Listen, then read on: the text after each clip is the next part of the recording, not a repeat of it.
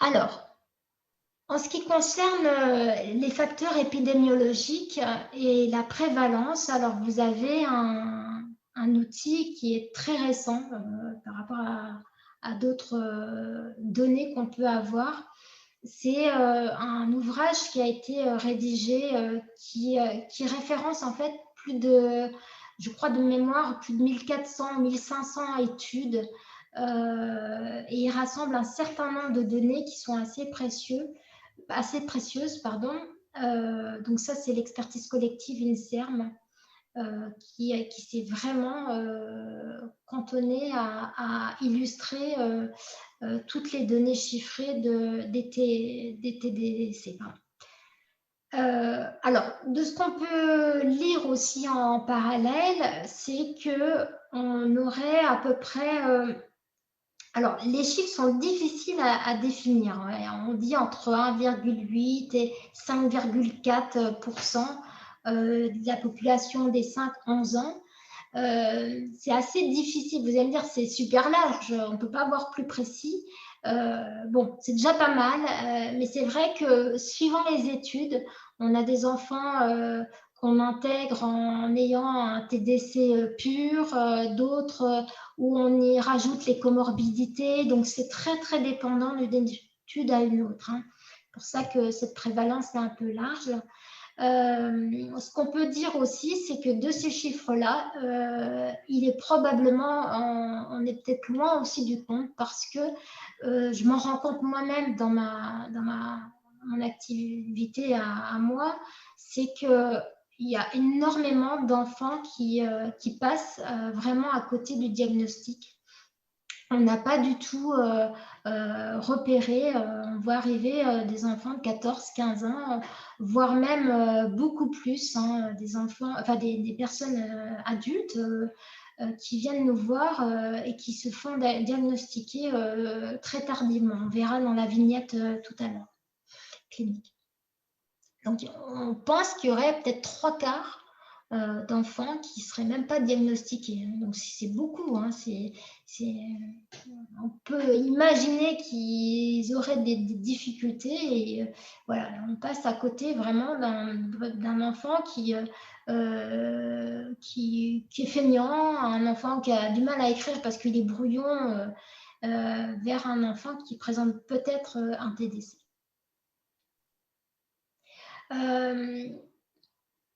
Il faut savoir que sur cette population-là, on a quand même 30 à 40%, donc un peu moins de la moitié, mais quand même, d'enfants qui présentent aussi un trouble associé de difficultés de repérage visio-spatial. Okay, donc ça, c'est tout ce qui est habilité visio-spatiale est assez échoué chez ces enfants-là. En même temps, ça s'explique hein, puisque le geste est vraiment inscrit dans l'espace et également dans le temps aussi quelque part. Et donc, ils sont forcément coordonnés aussi avec l'aspect visuel, comme on avait vu tout à l'heure. Donc, c'est quelque chose d'assez logique. On a beaucoup plus de garçons. Alors là, c'est pareil, suivant les études, ça passe d'un garçon et demi à 2 garçons pour une fille, voire pour certaines études, 7 garçons pour une fille, j'avais lu un jour. Donc il y a beaucoup plus de garçons que de filles. Les facteurs à l'origine de ces troubles des coordinations, on a une bonne population d'enfants qui ont à la base des difficultés de nature neurodéveloppementale hein, à la base. Donc, c'est des enfants qui sont prématurés, qui ont eu un poids très faible à la naissance, mais également aussi des enfants qui ont été victimes de séquelles en fait qu'on appelle acquises, liées par exemple à une anoxie, donc le cerveau qui est plus assez oxygéné, ou un accouchement beaucoup trop long et donc du coup il y a des AVC, donc il y a des problèmes au niveau du cerveau des ruptures comme ça ischémiques qui font baigner le cerveau dans le sang, et voilà, ça génère ce genre de troubles par la suite. Presque 50% des enfants encore prématurés ont des difficultés motrices. Donc une bonne majorité, voilà, on retrouve des TDC chez les enfants prématurés. Et parmi cette population-là, entre 15 et 20-25% ont un profil très sévère. Ils sont très sévèrement touchés. Parmi les autres facteurs à risque qu'on peut retrouver, alors on commence tout doucement. Moi, je me souviens, ça fait une dizaine d'années que je parle de tous ces troubles 10. Et c'est vrai que les premiers temps, on commençait un petit peu à voir apparaître la génétique. Alors, on n'a toujours pas suffisamment de recul, mais on commence quand même à avoir des pistes, puisqu'on voit chez certaines familles, alors il y a des familles de dyslexiques, mais on a aussi des familles de dyspraxiques. On a de fortes chances, 70% voilà, de chances d'avoir un profil TDC ou dyslexique, enfin en tout cas TDC pour ici, pour aujourd'hui, de retrouver un cas dans la famille. Et puis c'est pareil, on commence vraiment à très très bien décortiquer ces chromosomes, ces petites pinces à linge, comme j'aime utiliser le terme, et repérer certains chromosomes qui seraient à l'origine et des allèles, des petites structures internes aux chromosomes très identifiées, voilà, sur qui pourraient être à l'origine des TDC. Donc là, on est c'est toujours ça qui est passionnant, parce qu'au fil des années, on voit apparaître des articles, des éléments voilà, qui sont de plus en plus subtils, et personnellement, je trouve vraiment passionnant qu'on arrive à repérer de plus en plus de choses intéressantes. Alors, je vous propose maintenant de rentrer un peu dans le vif du sujet. Je ne sais pas s'il y a des parents concernés, qui ont déjà validé le diagnostic de dyspraxie ou de trouble du développemental des coordinations, ou s'il y a des novices, des parents qui s'interrogent par rapport à leur enfant. Donc, je vais vous présenter.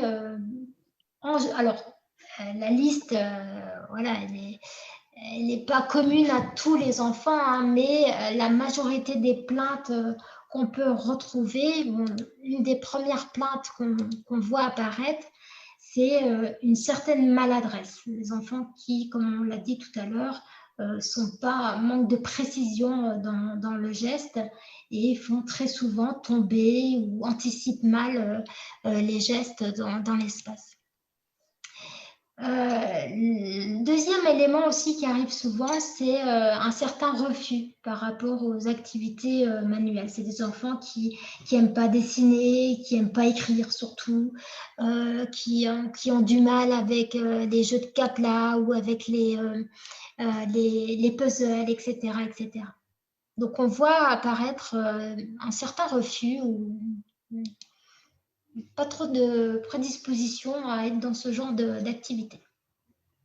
Des difficultés, on va dire, plus de nature de psychomotricité générale, motricité générale. Donc, c'est des enfants qui on voit pas mal de difficultés avec leur corps, de se repérer ce corps dans l'espace, d'avoir une bonne structuration de leur corps, le schéma corporel. Mais aussi, puisque c'est la base un peu de la psychomotricité, la base de ce fameux triangle, comme j'aime bien expliquer, qui est la base, le bas, tout ce qui est schéma corporel, conscience du corps,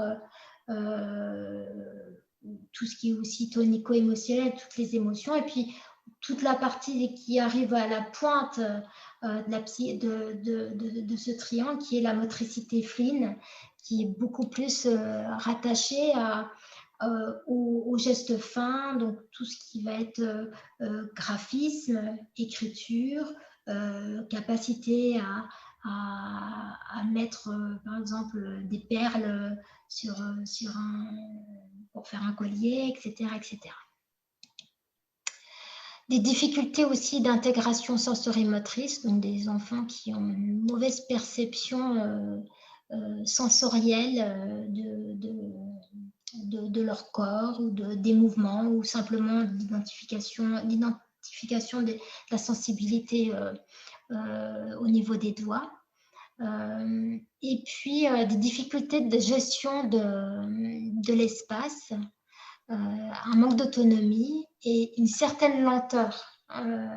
Ça, c'est quelque chose qui vient de manière très récurrente des enfants qui sont lents, qui ont beaucoup de mal à être en ce qu'on appelle double tâche, donc être capable d'écouter la maîtresse et d'écrire, et qui sont de base très très vite fatigués. C'est des enfants, quand ils rentrent de l'école, ils sont épuisés. Et puis des difficultés à utiliser des outils précis, hein, comme les ciseaux, comme le crayon tout simplement, ou les couverts. Hein, voilà. Donc ça, c'est vraiment, alors ce n'est pas exhaustif, mais simplement pour vous illustrer, voilà, la majorité des plaintes qu'on va pouvoir avoir. Dans les conséquences justement de ces troubles des coordinations, on va avoir les premières conséquences auxquelles on pense, c'est des difficultés scolaires et comportementales. Donc c'est des enfants. Alors, ce que je vous propose là, c'est des illustrations. Ce n'est pas la vérité vraie pour chaque enfant, mais de manière générale, on voit des enfants qui ont tendance à être dans un certain refus par rapport à l'école, des difficultés à se placer, voilà, du mal avec l'école, n'aiment pas l'école, ils n'ont pas envie d'y aller. Mais aussi un certain évitement dans certaines activités scolaires. Ont tendance à refuser de vouloir écrire ou de recopier, ou commencent un peu à s'énerver en les sent globalement intolérants à la frustration. Et puis des enfants, alors encore une fois, hein, ce n'est pas tous les enfants pareil, mais certaines ambitions scolaires réduites. C'est des enfants qui pensent très vite à des métiers ou une scolarité très courte. Alors que pour beaucoup, on sent qu'ils ont une intelligence ultra fine, aiguisée et qui peuvent aller très loin. Mais pour eux, voilà, plus on peut faire court, mieux ce sera. D'autres conséquences à ces difficultés-là, c'est des difficultés émotionnelles et interpersonnelles. Donc, c'est des enfants qui, par rapport aux autres, ne se placent pas très bien. Ils ont très souvent des difficultés dans leur relation avec les autres. Parce qu'en général aussi, ils sont maladroits. Ils peuvent bousculer, ils peuvent embrasser fort, et donc surtout quand ils sont petits, et donc du coup ils sont détestés, on va dire, dans la cour. Hein. C'est pas les premiers qu'on va on va aller voir dans la cour. Mais on a aussi des enfants qui ont une certaine estime, alors estime, pas hésite, de soi, donc une baisse d'estime de soi. Hein. C'est des enfants qui n'ont pas du tout confiance en eux, qui se déprécient énormément parce que justement, ils sentent qu'il y a un décalage entre ce qu'on peut voir sur les activités des autres et ce qu'eux, ils sont capables de faire. Et puis souvent, ils nous disent non, mais c'est pas bien ce que j'ai fait, ça sert à rien de toute façon, j'y arriverai pas, j'ai beau faire, c'est pas possible. Donc ils ont vraiment un sentiment d'inefficacité. Ils sentent vraiment que c'est pour eux, voilà, ça sert à rien de le faire. Et c'est des enfants aussi qui n'ont pas beaucoup d'hobbies. Voilà. Ils ne sont pas très intéressés. Forcément, hein, les hobbies qu'on peut proposer, c'est des activités sportives. Donc ça, c'est sûr que pour beaucoup, ce n'est pas quelque chose qui intéresse. Et les dernières conséquences, alors il y en aurait bien d'autres évidemment, mais c'est des difficultés plus en relation avec la santé mentale. Donc, c'est des enfants qui peuvent développer des risques plus importants pour de l'anxiété et puis parfois aussi des profils dépressifs, hein, quand on voit qu'on n'y arrive pas, qu'on a mis toute une énergie pendant 10 ans et puis qu'au final on a la VS, l'aide à la vie scolaire ou on veut nous orienter en SECPA. Voilà, c'est très dur aussi pour ces enfants. Bien souvent, du fait qu'ils ne font pas beaucoup de sport, ils sont globalement assez sédentaires comme enfants, on peut voir aussi arriver un certain surpoids, même parfois de l'obésité chez eux. Et puis le dernier point, hein, c'est très souvent pour tous les troubles neurodéveloppementaux aussi, hein, des troubles de sommeil qui seraient associés. Alors, je vous propose là de vous parler des formes qu'on peut trouver sur ce qu'on appelle les dyspraxies, hein, puisque là je vais plus parler des symptômes, hein, de différents troubles des coordinations dyspraxiques. Donc vous allez voir, je vais utiliser le mot dyspraxie constructive, dyspraxie praxique, dyspraxie visuospatiale, etc. Donc là, on va être plus rattaché au symptôme lui-même, hein, mais on est toujours dans la grande famille des troubles des coordinations. Le trouble des coordinations, comme je vous rappelle, c'est un trouble neurodéveloppemental. Et puis d'autres symptômes qui s'y greffent, ce sont ce qu'on appelle les dysgraphies, donc des grandes difficultés à rentrer dans l'écrit, mécaniquement parlant, et qui se manifestent sur des difficultés à élaborer le geste graphique, mais aussi à ce que la calligraphie soit lisible et puis rapide. Je vérifie de temps en temps s'il n'y a pas de personne en salle d'attente. Alors, je vais les présenter toutes ici. Voilà, hop, ce sera plus simple. Donc, dans les dyspraxies, vous avez plusieurs formes. Je pense que vous en avez déjà entendu parler. La dyspraxie constructive, la dyspraxie, je vais y arriver, visuospatiale et la dyspraxie idéatoire, par exemple. Donc, dans la dyspraxie constructive ou visio-constructive, c'est cette difficulté qu'on peut avoir à assembler un certain nombre d'éléments entre eux, hein, constructive, hein, ça vient vraiment de ce côté construction, et c'est cette difficulté à être dans des activités d'assemblage d'éléments. Donc ce geste-là, vous voyez qu'il est très dans l'espace en fait, hein. On a vraiment un geste très ciblé et vous devez aussi utiliser votre œil puisque vous avez en général un modèle que vous devez reproduire. L'autre dyspraxie, c'est une dyspraxie qu'on appelle visuospatiale. Donc là, on a une décomposition très, comme vous vous souvenez tout à l'heure dans les habiletés neurovisuelles, à découper une information visuelle pour pouvoir la reproduire également. Donc c'est un trouble de l'organisation du geste, du regard et de la construction de certains composants, de la spatialisation. Donc en général, l'outil qu'on utilise beaucoup pour vraiment voir quasiment dans le cerveau de l'enfant comment il traite une information visuospatiale, c'est la figure de Rey.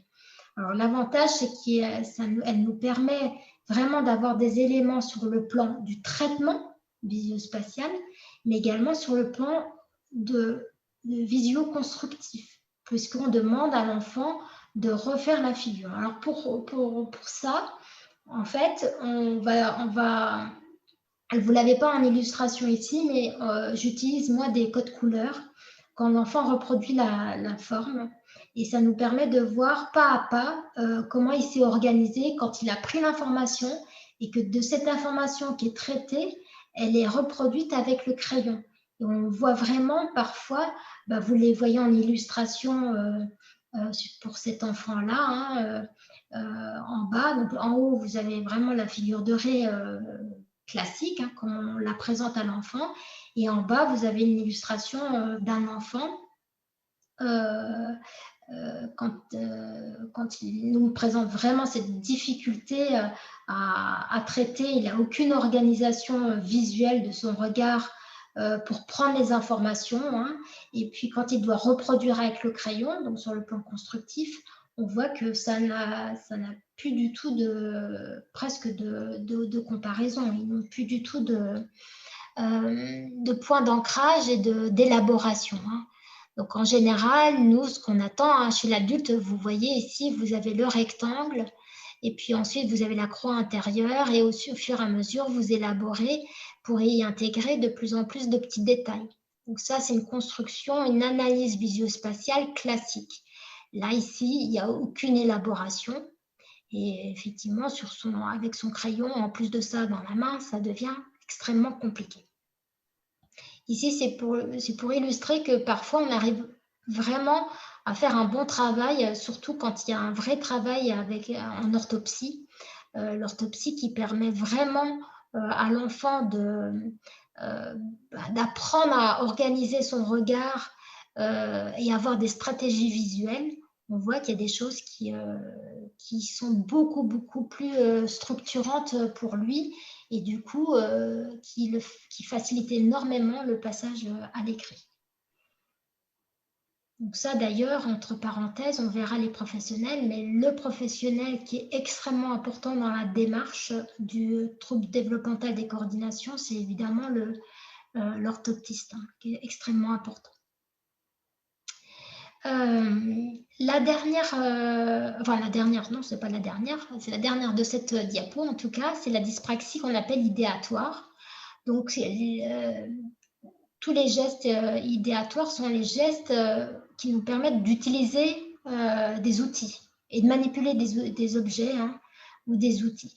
Okay, donc, c'est par exemple le geste de découper. Okay. Donc, c'est en général des enfants qui sont dans l'incapacité à réaliser une séquence de gestes qui sont nécessaires à la réalisation d'une action qui est complexe. D'accord ?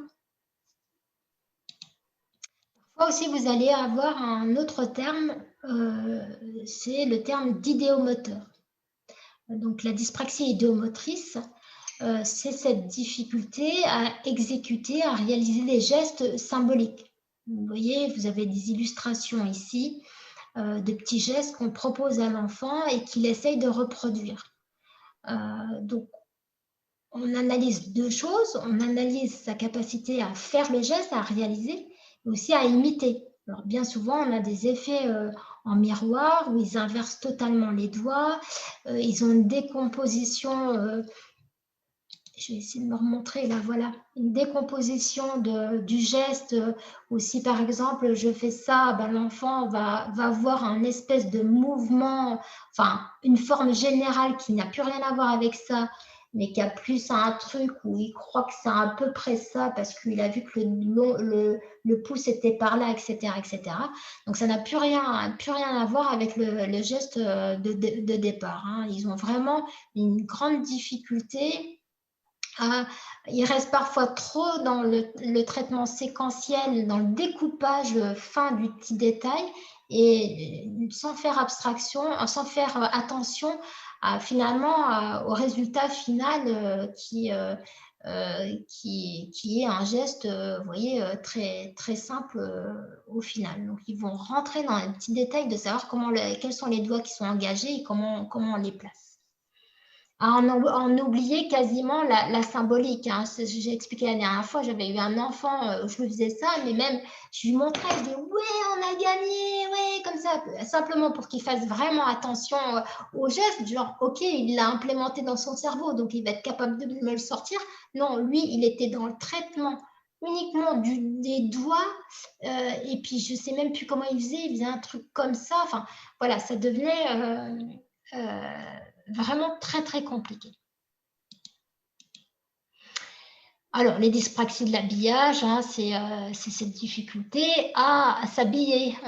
Des enfants qui ont tendance à boutonner, enfin, à avoir des grandes difficultés à boutonner, évidemment, à inverser, à mettre la culotte par-dessus le pantalon, à inverser systématiquement les chaussures, avoir de grandes difficultés à faire des lacets, et être évidemment pour les contextes de troubles de coordination les plus sévères, incapable à boutonner ou à mettre le zip du manteau, etc.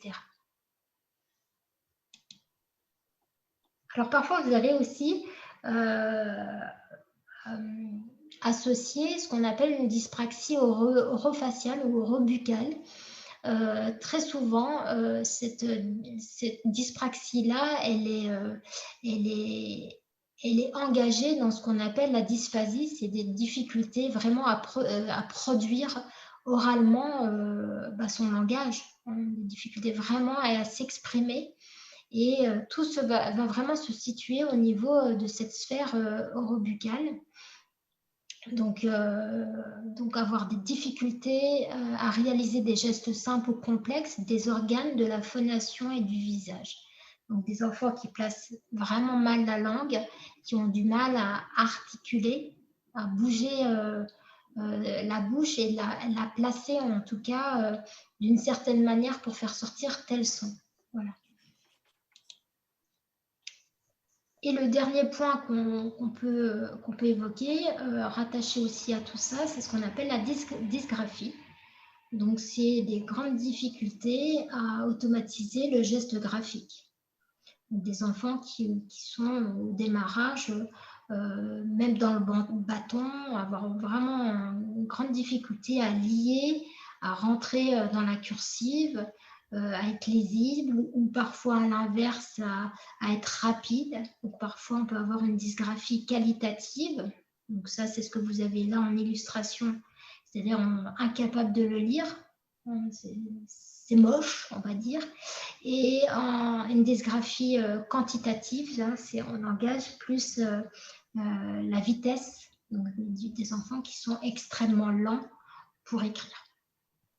Donc évidemment, tous les éléments là que je vous présente comme symptômes, on a toutes les combinaisons possibles qu'on a d'enfants. Hein. Tous n'ont pas une dyspraxie orobuccale. Il y en a d'autres qui, au démarrage, on voyait plus des grandes difficultés à l'habillage, et puis au final, ça s'est arrangé par des compensations. Vous voyez, on a vraiment toutes les combinaisons possibles dans le contexte de troubles développementaux des coordinations.